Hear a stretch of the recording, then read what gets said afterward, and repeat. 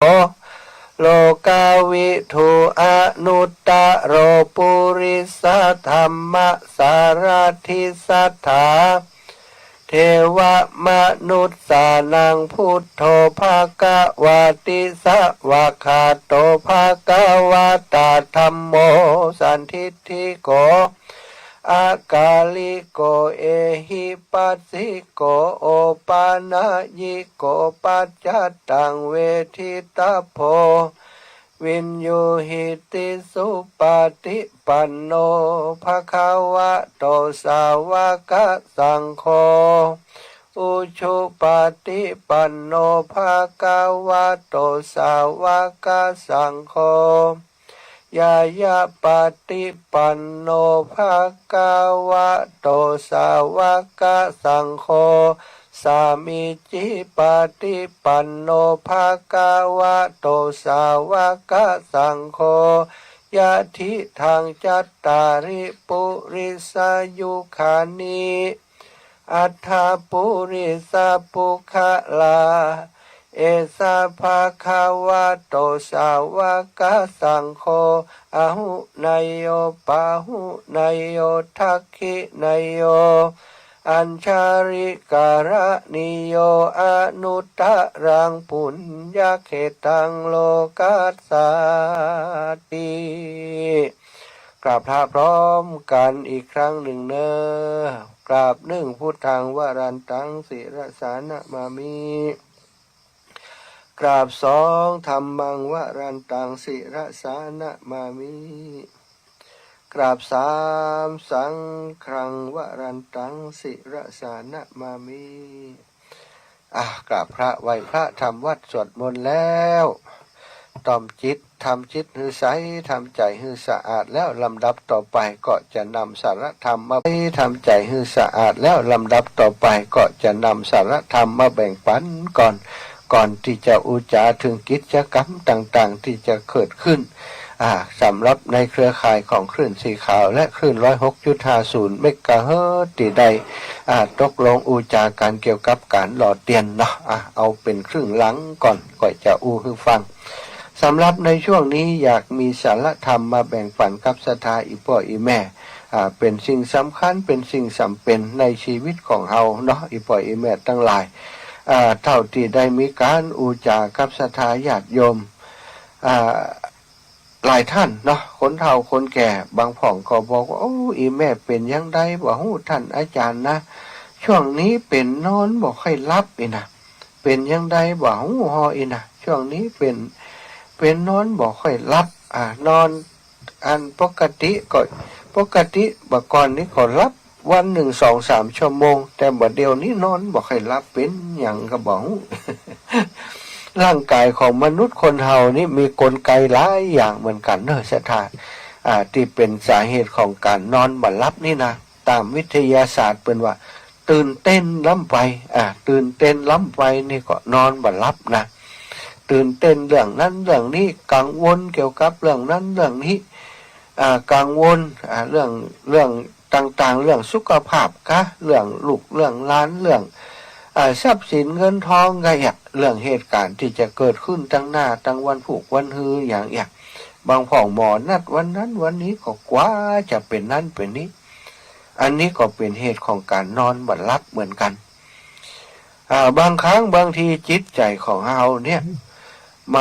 มันนึกถึงบ่ค่ำว่าคืนมาอยู่คนเดียวเงียบเงานึกถึงเรื่องเก่าเรื่องหลังบังเอิญว่าอารมณ์ไปจับไปนึกถึงคนที่เคยโกรธเคยเกลียดเคยมีเรื่องมีราวด้วยกันมาต่อกันมาก่อนก็ทำให้ได้นึกด้วยความโกรธความเกลียดว่าอยากแก้แค้นอยากจะเอาคืน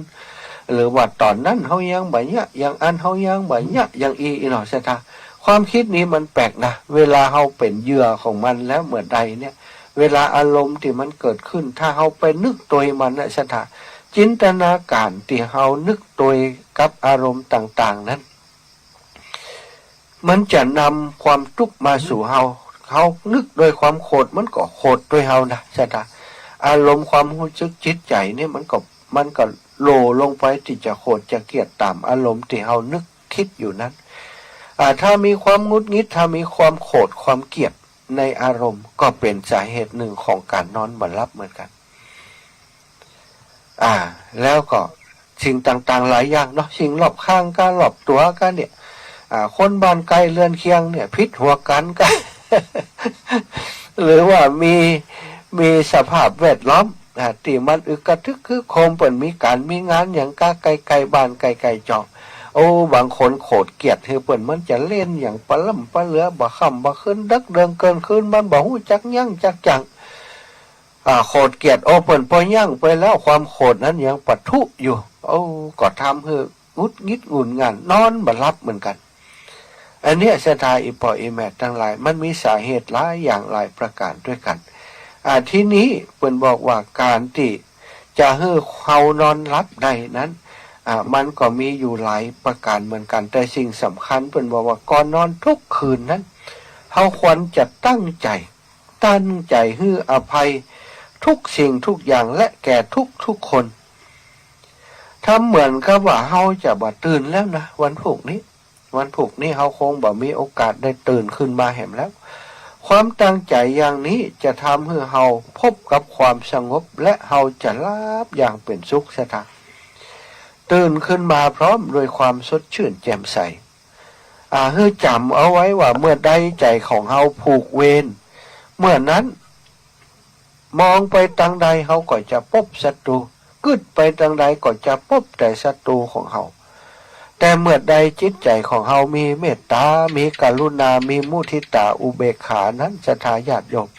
มองไปทางใดก็จะเจอแต่มิตรภาพมีแต่มิตรไมตรีมีแต่คนเป็นเพื่อนมีแต่คนที่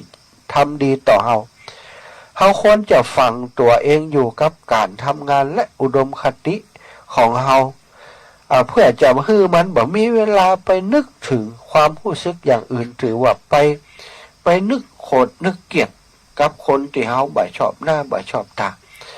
เขาชอบบ่ชอบจะได้ก็ตามมีเรื่องเล่ากันยังได้ก็ตามเตศรัทธาญาติโยมเมื่อเวลามันผ่านไปเรื่องราวมันผ่านไปแล้วมันต้องเอามานึกมาคิดแหมทุกสิ่งทุกอย่างมันเกิดขึ้นเพราะกรรมของเขากรรมของเขาทั้งนั้น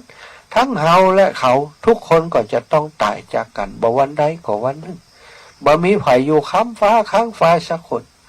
แล้วเขาจะมาโกรธมาเกลียดให้ยังเขาจังเขามันหนึ่งมันก็ตายมันต้องพยายามอย่างที่มันเขาจังเขาก็เป็นเรื่องของเขาบ่เกี่ยวกับเขาบ่ต้องเอามาแคร์บ่ต้องเอามาใส่ใจนะถ้าอย่างอีนี่เขาจะได้สบายบ่ต้องเอาจิตใจของเขาสมองของเขาไปคิดเรื่องไร้สาระงานของเขาที่จะต้องทำมันมีเยอะแยะศรัทธาญาติโยมที่จะทำให้บรรลุวัตถุประสงค์ต้องนึกถึงอุดมคติที่เขามีอยู่ที่เขาจะสร้างไอ้อย่างนั้นถ้าเขาเกิดอย่างอีเขาจะมีเวลา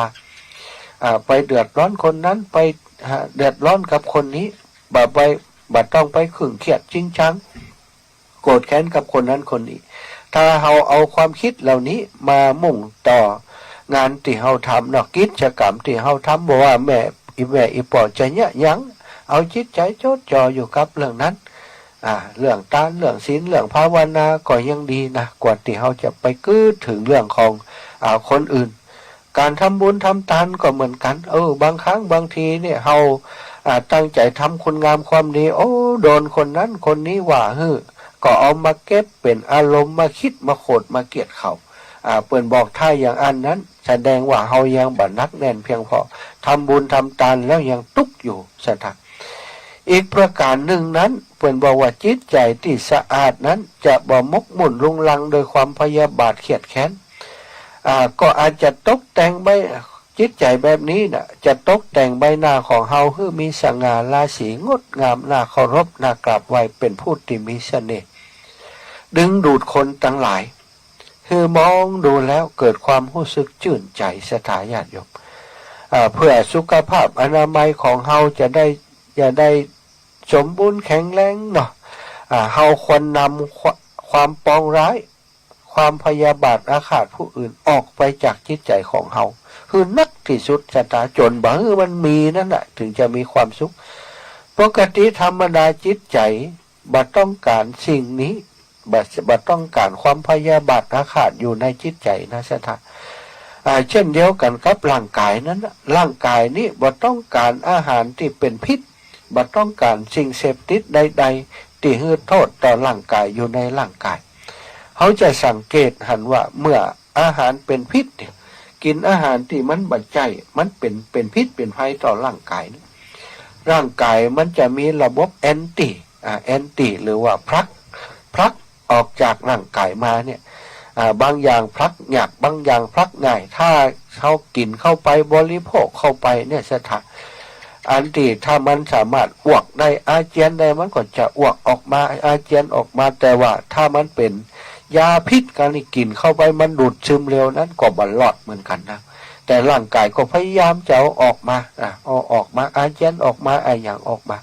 แต่บางอย่างมันออกมาบ่ได้ออกมาบ่ตันก็ตายไปก็มีนะสถาญาติโยมอันนี้นะคือส่วนของร่างกายส่วนของจิตใจก็เช่นเดียวกันถ้ามีอย่างเนาะที่มันเป็นอารมณ์บัดดีอารมณ์ร้ายอย่างต่างๆเนี่ยจิตใจมันบ่ต้องการสิ่งโมนี้มันอยากจะพลักออกไป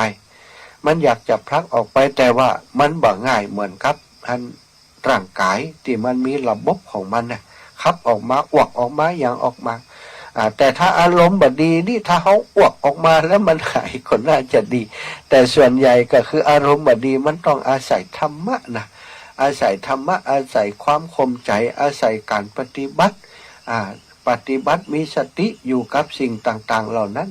คือได้หันสิ่งต่างๆอารมณ์ต่างๆที่เกิดขึ้นเนี่ยที่ปรุงแต่งขึ้นเนี่ยว่าโอ้มันปรุงแต่งติดจิตเฮานี่รู้ติดใจเฮานี่รู้เนี่ยแล้วมันก็ตุกติดจิตติดใจเฮานี่รู้เนี่ยบ่มีไผมาเยะคือเฮารู้เนี่ยถ้าเฮาเข้าใจอย่างอี้เนี่ยเฮาก็จะหู้ตันมันเฮาก็สลัดมันออกไปได้แน่สถาญาติโยมอีปอยอีแม่ทั้งหลายความเศร้าหมองใดๆทั้งสิ้นนั้นมันจะเกิดขึ้นกับเฮาบ่ได้เพราะฉะนั้นเมื่อสิ่งเศร้าหมองมากระทบจิตใจจิตจึงมีอาการดิ้นรนมีปฏิกิริยาตอบโต้ต้องคลายสิ่งเศร้าหมองนั้นออกแต่เมื่อสิ่งเศร้าหมองนั้นมากระทบบ่อยๆจิตมัน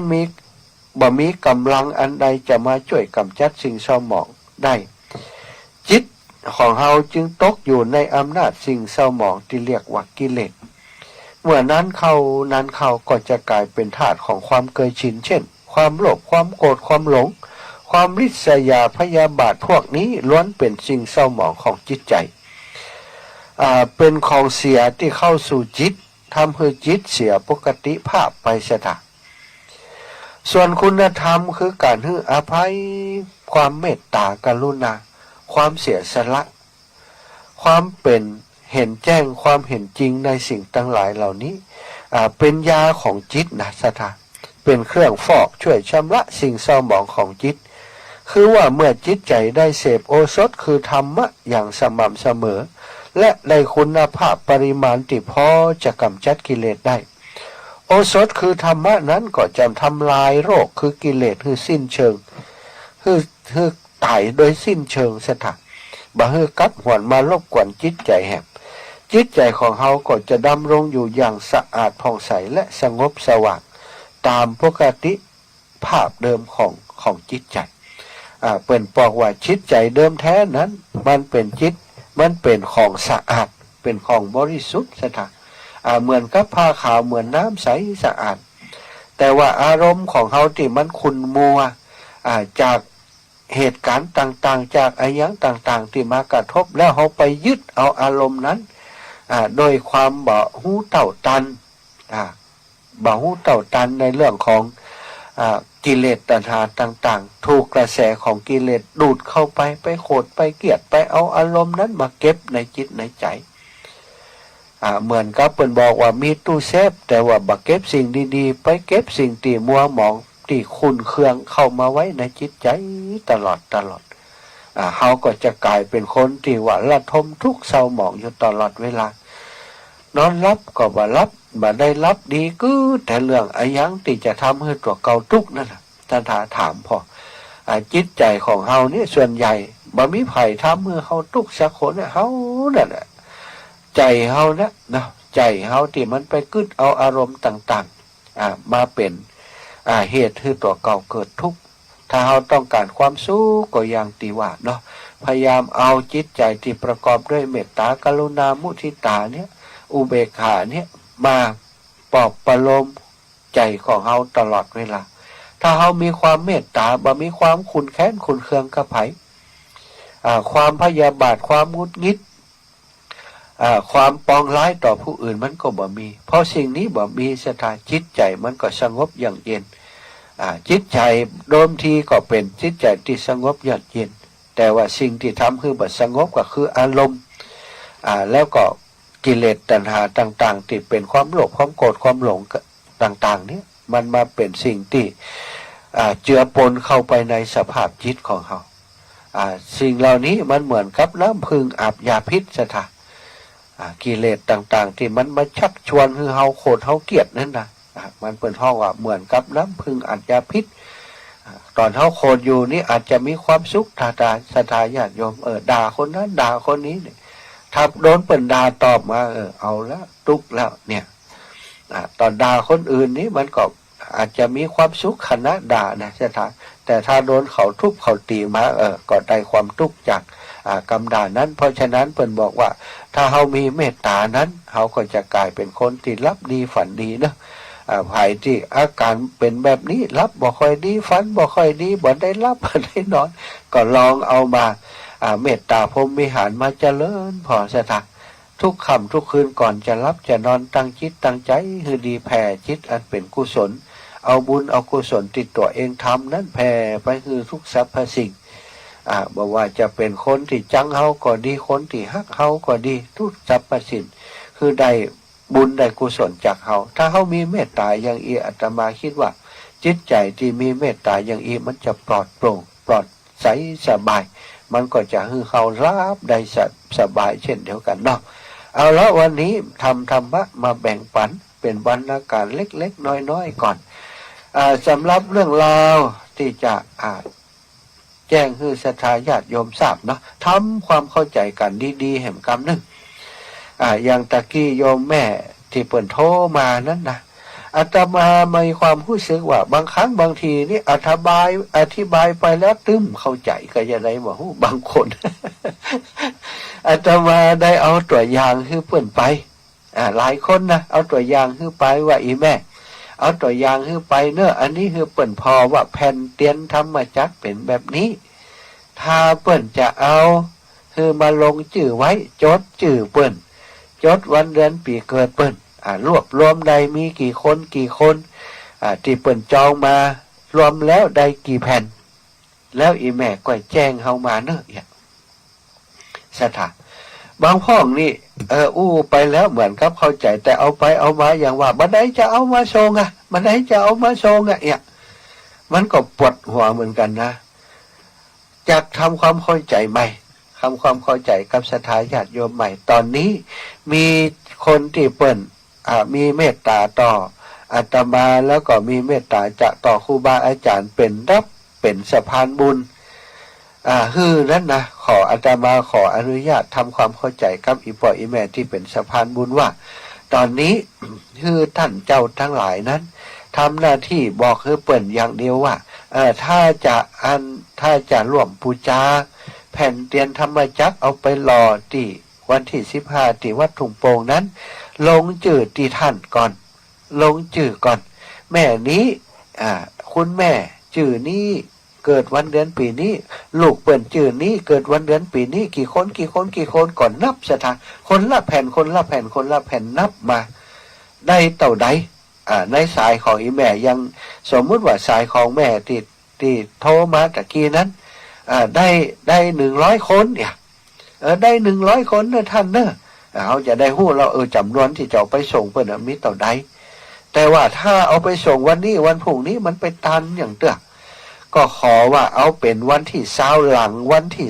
20เดือนเนี้ยวันที่20เดือนนี้ก็คือเดือนมิถุนาเนาะอีแม่เนาะอีปอดทั้งหลายเดือนวันที่20เดือนมิถุนานี่อาตมาก็คิดว่ามันก็เป็นเวลาที่พอสมควรที่เปิดออกอากาศไปได้พอสมควรแล้วศรัทธาญาติโยมเริ่มเข้าใจแล้วศรัทธาญาติโยมเปิดจองมาได้นักแล้วได้นักแล้วก็จะได้หู้ยอดแล้ว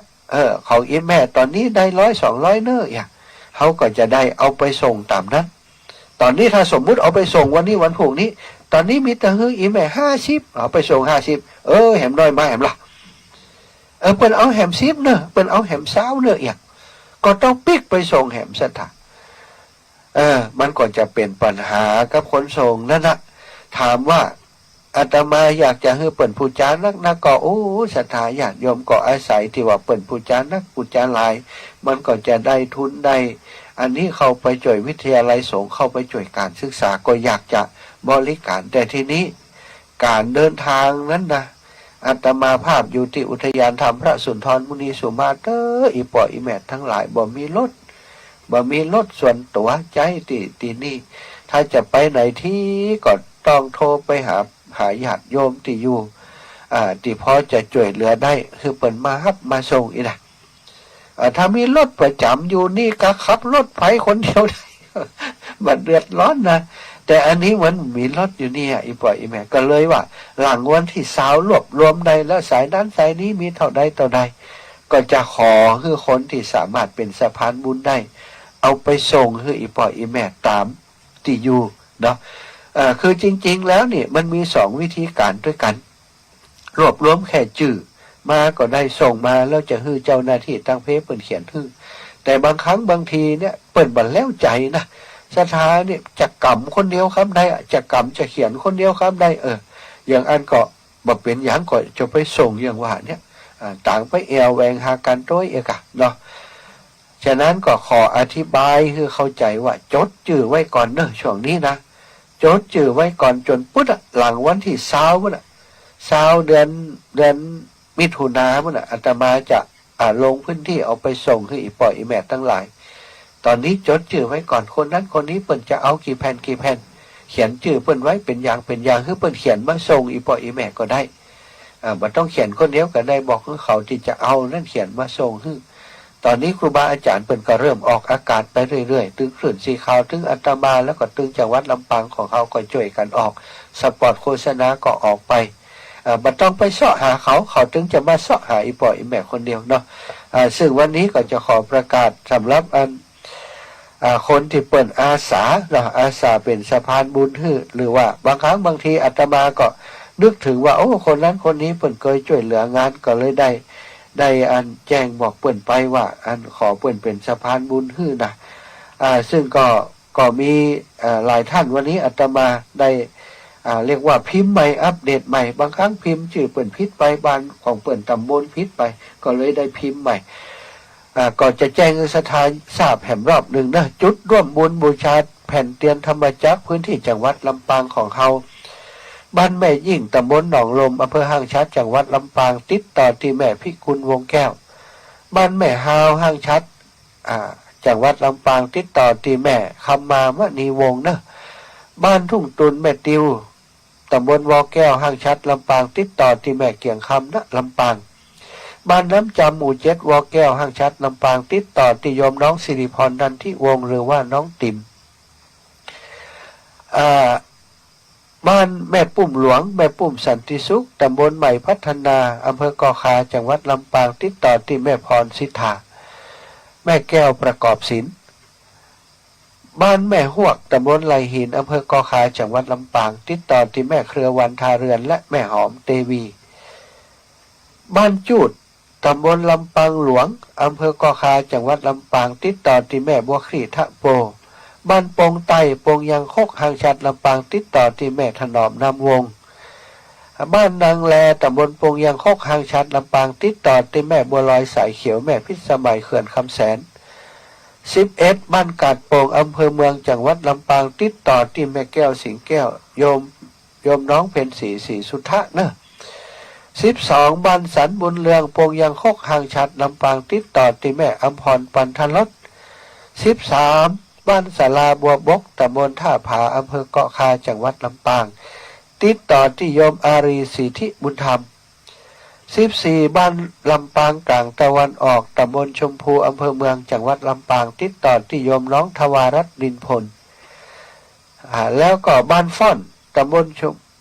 อันนี้นะบ้านฟ่อนตำบลชมพูเมืองลำปางติดต่อที่โยมจิตอินทรวิจิตรนะ บ้านวังเป้าตำบลวังเป้าอำเภอเกาะคาจังหวัดลำปางติดต่อที่โยมแม่ตุมมาแสนอินคำบ้านบุญเกิดตำบลพระบาทอำเภอเมืองจังหวัดลำปางติดต่อที่โยมน้องสุขคำสุขโยธินโยมแม่สมศรีชิมรสนะบ้านโตกหัวจ้างบ้านหัวทุ่งสามัคคีตำบลพระบาทอำเภอเมืองจังหวัดลำปางติดต่อที่ลุงกำปาแก้วตาปิ๋วแม่ยายเย็นนะ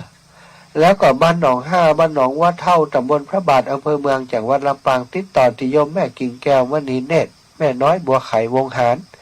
บ้านกาดเมฆตำบลชมพูอำเภอเมืองจังหวัดลำปางติดต่อที่แม่ย่าติงปดสลาน้อยบ้านสีหมดเก้าตำบลชมพูอำเภอเมืองจังหวัดลำปางติดต่อที่แม่บัวเย็นจันทบแม่บัวเย็นรับผิดชอบช่วยดูแลตั้งบ้านปุ้นตัวยนะบ้านแพะดอนตันนะบ้านแพะดอนตันนี้มีโยมแม่บ้านแพะดอนตันนี้จะมีโยมแม่สุขคำปาแล้วแห่มคนหนึ่งนะอันนี้ก็แม่บัวเย็นจันทบก็จะประสานงานกับแม่สุขคำปาแล้วกับแม่สุคนบ้านหนองยางแม่บัวเย็นติดต่อผ่านกันกับโยมแม่บัวเย็นนี่นะบ้านหัวฝายตำบลกล้วยแพะอำเภอแม่ทะจังหวัดลำปางติดต่อที่แม่กาบแก้วศรีอินแก้วเนาะตะกี้ก็โทรหากันอีแม่ว่าจดได้หลายแล้วนะท่านอาจารย์ตอนนี้ก็แจ้งบอกไปแล้วว่าจะเอาไปฮือหลังวันที่20นะหลังวันที่20ก็วันที่20ตอนใดก็ว่ากันนะแต่ว่าหลังวันที่20บ่ฮือเกินวันที่25ก็แล้วกันเด้อบ้านนาดูตำบลวังเงินอำเภอแม่ทะจังหวัดลำปางติดต่อที่แม่เพียรแก้วหนองยางบ้านนาดงตำบลวังเงินอำเภอแม่ทะจังหวัดลำปางติดต่อที่แม่จ่ายซ้อนเขียวบ้านนาฟานตำบลดอนไฟอำเภอแม่ทะจังหวัดลำปางติดต่อที่ป่ออเนกแม่เสียวงสุมพันธ์บ้านนากวางดอนไฟแม่ทะลำปางติดต่อที่ป่อหนานแก้วมูลตาจันวงบ้านดอนไฟตำบลดอนไฟอำเภอแม่ทะจังหวัดลำปางติดต่อที่แม่ศรีวันอุดมบ้านใหม่ตำบลดอนไฟอำเภอแม่ทะจังหวัดลำปางติดต่อที่แม่พิมพ์หนูใจแม่ลองกันอูบบ้านผาแมวปงบันนะตำบลหัวเสืออำเภอแม่ทะจังหวัดลำปางติดต่อที่แม่บุญทานใจร้อนและแม่ตันพัดป้อมนะบ้านแม่ไทยตำบลบ้านบอมอำเภอแม่ทะจังหวัดลำปางติดต่อที่แม่ปุ๋ยสุกรัตน์นะป้อมแม่ปุ๋ยป้อมพรมมาสุกรัตน์นะบ้านด่านสันดอนแก้วติดต่อที่น้องสุขใจยามีโยมแม่จินดาใจยามีเนอะบ้านสันดอนแก้วตำบลสันดอนแก้วแม่ทะลำปางนี้ก็รบกวนติปนานจูใจน่านในเมตตาเป็นสะพานบุญเจมเนอปนานบ้านหนองร่องตำบลบ้านเป้าอำเภอเมืองจังหวัดลำปางติดต่อที่แม่จันแดงฟั่นปันวงแม่ศรีกุลตันทุระเนอะบ้านห้องกอกตำบลบ้านเป้าอำเภอเมืองจังหวัดลำปางติดต่อที่แม่ศรีนวลวงชมพูบ้านแม่กงบ้านเป้าตำบลบ้านเป้าอำเภอเมืองจังหวัดลำปางติดต่อที่แม่บุญมีกาจุมเนอะบ้านนาแช่ตำบลจางเหนืออำเภอแม่เมาะจังหวัดลำปางติดต่อที่แม่บุญนักวุฒิเดชนะแล้วก็บ้านหนองละกอนตำบลต้นธงชัยอำเภอเมืองจังหวัดลำปางติดต่อที่แม่สุนันทาใจร้อนนะบ้านดงสันเงินตำบลบ่อแห้วอำเภอเมืองจังหวัดลำปางติดต่อที่แม่น้อยอินยาศรี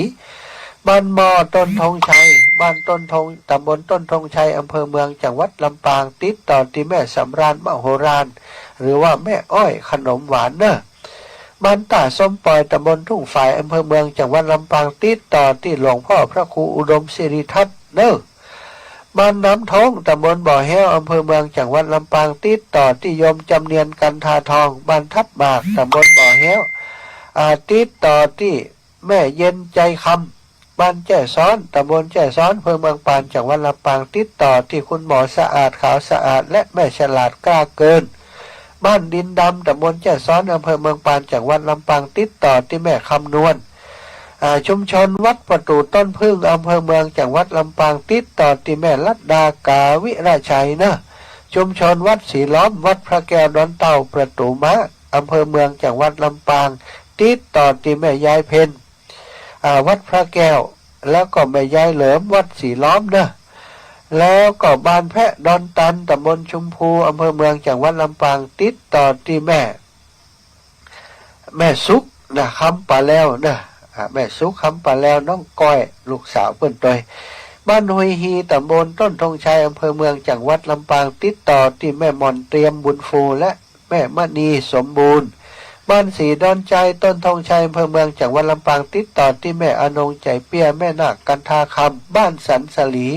ตำบลเวียงอำเภอเวียงปะเป้าเจียงไฮ้ติดต่อที่แม่นางคำอ้ายเนอะแล้วก็ถ้าเมืองฝางติดต่อที่แม่จงดีเชื้อกันทาเนาะอันนี้ก็เป็นเป็นสะพานบุญเนาะคนอีปล่อยอีแม่ที่มีจิตใจเป็นบุญเป็นกุศลอาสาเป็นสะพานบุญฮื้อในการประสาน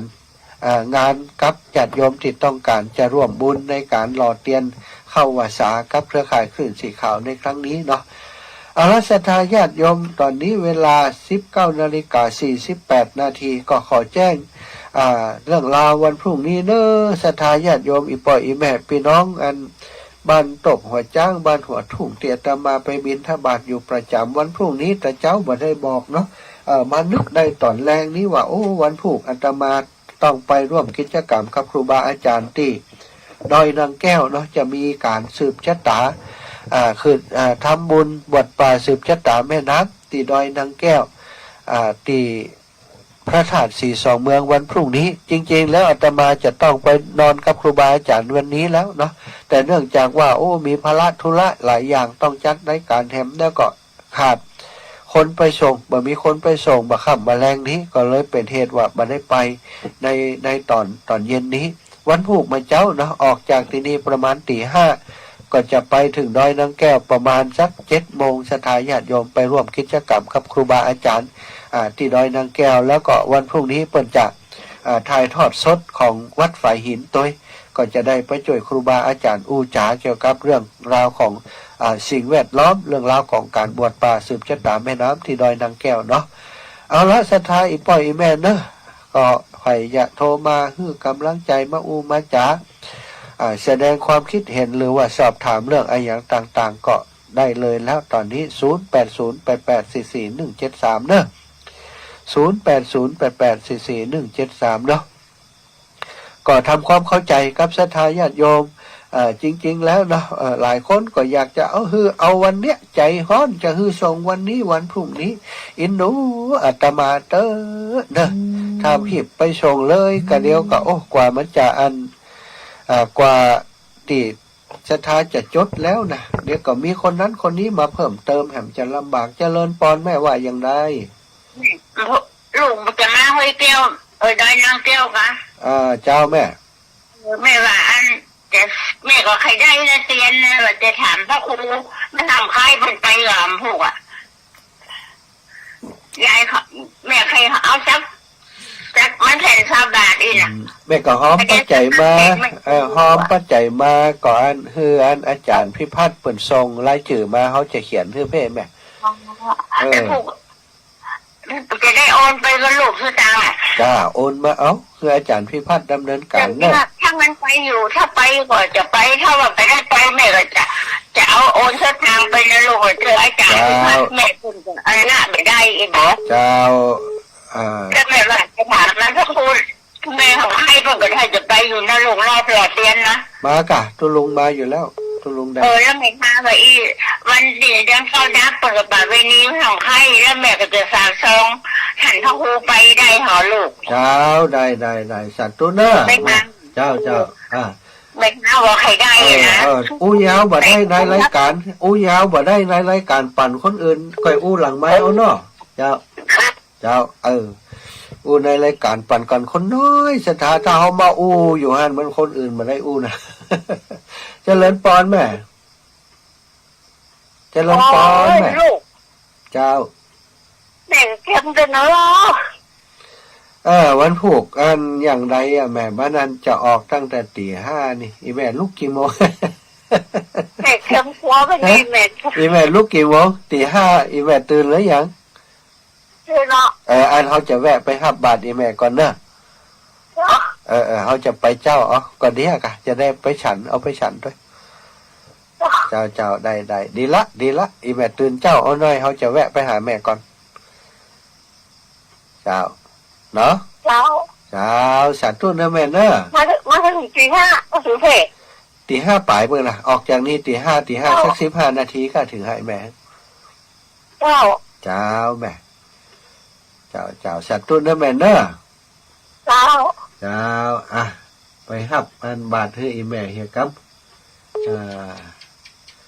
จะเลินปอนแม่สุขคำป่าแล้วเจ้าที่อันบาทอันนึงแม่จะจดไว้อยู่ตรงจดไว้ก่อนอันเดี๋ยวอันนี่แม่อันมีเบอร์โทรแม่บัวเย็นจันทบก่อนมีเจ้ามีนะคนอยู่ใกล้กันท่านตาวันจะหล่อนได้โอ้กันเลยต้องเป็นคนละทิศละทางน่ะกับแม่เดี๋ยวแม่บัวเย็นจันทบจะไปเอวหายแม่เขาฝากตีแม่บัวเย็นท่านไป200อีแม่บัวเย็นจะพออีแม่จดจื่อไว้ก่อนเดี๋ยวเปิ่นถึงไปหายแม่เนอะเจ้าจดจื่อไว้เอาไว้นักจดจัก500อันพวกกะเจ้าขอบคุณอีแม่นะเจ้าบุญรักษาเนี่ยแม่เนอะเจ้าจะเลินปอนแม่ยายพรมาชักการเจ้าหมาอย่างไรเจียงใหม่ก็ฟังกะเจ้าไม่ได้ฟังเดี๋ยวนี้ออกในเจียงใหม่เหมือนกันนี่เดี๋ยวนี้ออกแล้วสิเนี่ยกะนาบุญนินทายายพรน่ะนี่ว่าหูนี่เก็บไปแล้วดอกไหนแต่เจ้ามันป้าหัวจกดักไปแบบนี้ดีน่ะกะหน่อยไหมไปแล้วนี่กระจกอ่ะดีแล้วเนอะขอบคุณแม่ยายพรขอบคุณปั่นเขาก่อนเจ้าเอาละปั่นแม่ติ๊บท่าพังจะเลยพรแม่ติ๊บไว้สาเจ้าว่าได้แม่เจ้ากับใครได้เหมือนกันนะเจ้าอ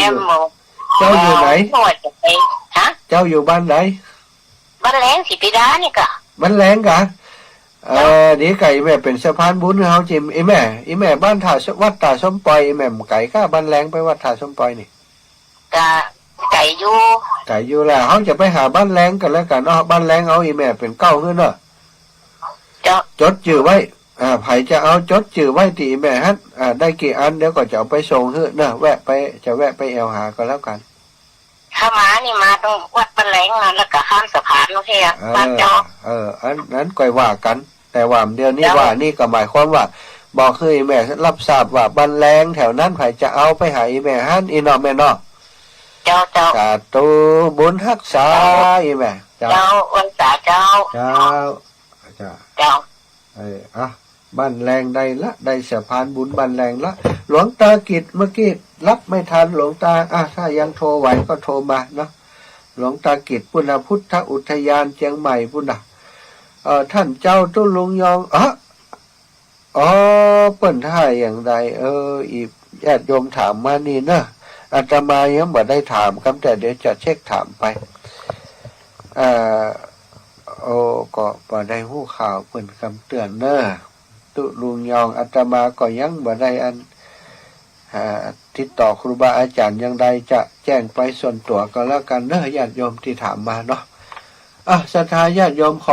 ขอแจ้งให้ทราบว่าตอนนี้เนาะเรื่องของญาติโยมที่จะปูชาแผ่นเตียนธรรมจักรนะแผ่นเตียนธรรมจักรที่จะเอาไปหล่อเตียนในวันที่15 กรกฎาคมที่วัดทุ่งโป่งก็ขอบคุณผู้ที่เป็นสะพานบุญทุกท่านทุกคนนะถ้าที่เปิดฟังอยู่บรรดาน้ำมันนะบรรดาน้ำมันที่อันโยมแม่อย่างก็บรรดาน้ำมันนะวันนี้บัดโทรมาเฮ้ยบรรดาน้ำมันโทรไปที่ไปจดที่บ้านของโยมแม่นั่นนะบรรดาน้ำมันบ้านหนองบัวศรัทธาญาติโยมที่อยากจะร่วมบุญตัวนะอยากจะเป็นสะพานบุญหมายความว่าเป็นจุดฮับเนาะส่งรายชื่อผู้ที่เปิ่นอยากจะร่วมบุญตัวเนี้ยจดชื่อเสียงเลี้ยงน้ำของเปิ่นจดเรื่องของเปิ่นจะเอาเตียนต่อใดถ้าได้ไปร่วมบุญด้วยกันก็เอาเตียนไว้ได้แต่ว่าถ้าได้ไปเนี่ยกะว่าบ้านเฮาได้ไปนี่ก็ส่งรายชื่อพร้อมอดปัจจัยเข้าตั้งโรงเรียนเนาะอาตมาก็จะเอารายชื่อที่ศรัทธาญาติโยมส่งมานั้น ตั้งเจ้าหน้าที่เปิ่นเขียนลงในแผ่นเตียนคือในทุกคนนะสถานที่เปิ่นนั้นโอนปัจจัยมาแล้วก็มีชื่อมาเนี่ยบ่จำเป็นท่านบ่ต้องจำเป็นเอาเตียนไปไว้ที่บ้านเฮาเพราะว่าถ้าเอาไปเตียนไปไว้เดี๋ยวต้องไปไล่เก็บแหมอยู่นะอันนี้ก็จะเป็นปัญหาส่วนหนึ่งถ้าบ่ได้เดินทางไปร่วมด้วยกันแต่ว่าถ้าจะเดินทางไปร่วมด้วยกันก็จะเอาไปไว้คือเหมือนกันเนาะบรรณาน้ำมันบ้านหนองบัวอีกอย่างอาตมาก็จะเดินไปแอวอยู่นะก็ประมาณอาทิตย์หน้านี้ละจะเริ่มออกเดินแอวแหมสักเล็กสักน้อยเพราะว่าปีนี้ได้เดินน้อยเดียวนะได้เดินบัดถึง2 เดือน3 เดือนได้เดินเดือนเดียวก็ยังบัดแล้วใจจ้ะมีเวลาเล็กน้อยเนาะก็จะเดินต่างไปแอวพอความเป็นอยู่ของศรัทธาญาติโยมแฟนรายการของเขาตัวเนอะจะไปต่างทุ่งเกวียนไปต่างนาน้ำมันออกต่างปุ้นจะพดไปต่างเสริมงามเสริมซ้ายเสริมขวาก็ใจเวลาสัก10 วันนี่ถึงไหนก็ถึงหั่นกันเนาะหลังจากนั้นก็จะมาดำเนินการเรื่องดูแลเรื่องแผ่นเตียนไปส่งคือศรัทธาญาติโยมต่อไป19:58 นาทีขอบคุณทุกเสียงทุกสายที่โทรมาคือกำลังใจเนอะญาติโยมทั้งหลายและก็ขอบคุณสะพานบุญทุกท่านที่เป็นภาระธุระคือในการที่เป็นสะพานบุญเชื่อมบุญในครั้งนี้เนอะแม่ฟองเมืองมาล่าบ้านนาน้ำมันเนาะอีแม่เป็นสะพานบุญคือจิมเนอะนี่บอกคือนี่ละแม่ฟองเมืองมาล่าบ้านนาน้ำมันเนอะศรัทธาพี่น้องนาน้ำมันไปจดจืดที่แม่ฟองคันเนอะแม่ฟองจันเจ้าแม่ฟองจันเนาะสาธุเนอะขอบคุณอีแม่นะเจ้าสาธุเวลาแล้วจะมาถ้าออกในมาเวลาใดสิเย็นไหนอีแม่เดี๋ยวก่อนค่ะไปรัวใส่กันลูกตายอันเดี๋ยวก็เดี๋ยวลารายการก่อนก่อยแม่สาธุเนอะอายุวันโนสุขังพระลา